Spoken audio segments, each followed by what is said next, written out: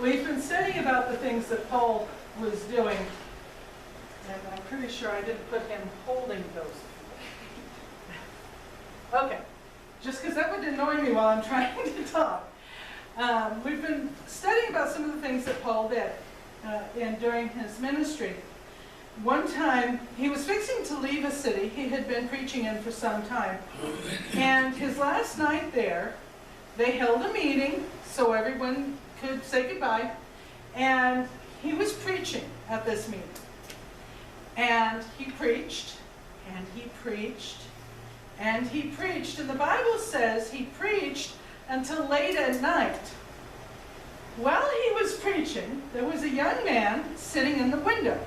Now I'm assuming their walls were thicker than our walls, and so it would have been kind of like a window seat there, because it would be kind of hard to sit in, our walls aren't that big.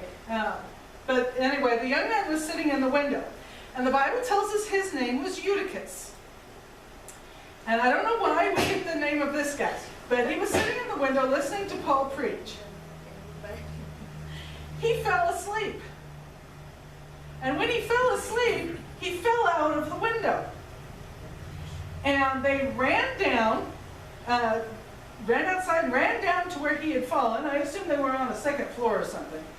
It was a far enough fall that when they found him, he was dead. But Paul ran down too, and he threw himself on Eutychus, and he said, "Don't worry, he's not dead." And he wasn't dead anymore. Not dead anymore.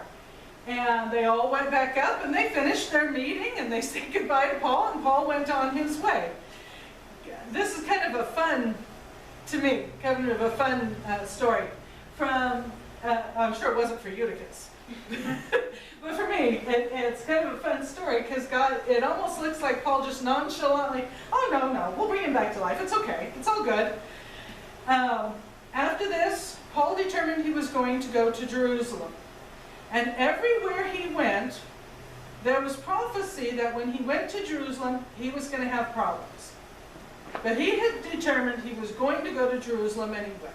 So, we'll start him on his trip to Jerusalem next time. Let's sing our song. The Lord is my shepherd.